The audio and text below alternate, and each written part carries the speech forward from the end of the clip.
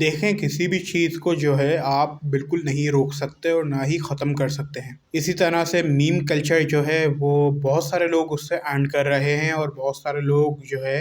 اس کو as a career بھی لوگوں نے لیا ہوا ہے۔ کوئی آپ کو بتائے گا نہیں یہ بات، لیکن اسپانسرشپس ہوتی ہیں میمرز کے پاس، اور میمز وغیرہ کچھ میمرز بنا رہے ہوتے ہیں۔ اور اگر دیکھا جائے تو کیونکہ آج کل لوگوں میں بہت زیادہ ڈپریشن اور ٹینشن کا ماحول ہے، تو ایسے میں لوگ اگر سوشل میڈیا جب یوز کرتے ہیں اور کچھ میمز وغیرہ دیکھ لیتے ہیں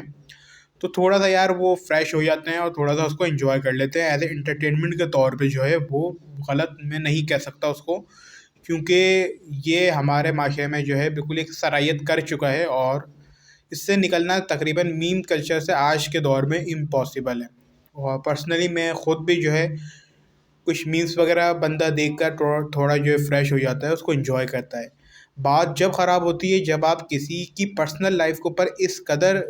میمز بنانا شروع کر دیتے ہو، اور اس کی ایسی لائف کو جو ہے آپ اوپنلی سوشل میڈیا پہ ڈسکس کر رہے ہوتے ہو، اس کا مذاق بنا رہے ہوتے ہو، کہ جس کے اوپر وہ میم بن رہی ہوتی ہے وہ، اور نہ صرف وہ بلکہ اس کی پوری فیملی، اس کا پورا خاندان ڈسٹرب ہو رہا ہوتا ہے۔ اور ایسے ایک نہیں بلکہ بہت سارے واقعات آپ لوگوں کے سامنے ہیں کہ ہم مذاق میں کسی کی اتنی زیادہ دل آزاری کر دیتے ہیں کہ وہ پھر اس ٹراما سے نکل نہیں پاتا۔ تو کائنڈلی انجوائے کریں اپنی لائف کو، میمز کو کوئی منع نہیں کر رہا، شیئر کریں۔ تو آپ کوئی بھی ایسا ٹاپک جو ایک پبلک ٹاپک ہے اس کے اوپر آپ میمز بنائیں، یا کوئی سچویشنس کے اوپر آپ میمز بنا رہے ہیں تو اس سے کسی کو اعتراض نہیں ہے، لیکن خدا را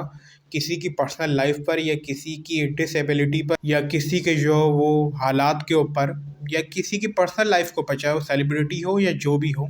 اس کے اوپر میم وغیرہ بنا کے اس کی زندگی کا تماشا نہ بنائیں۔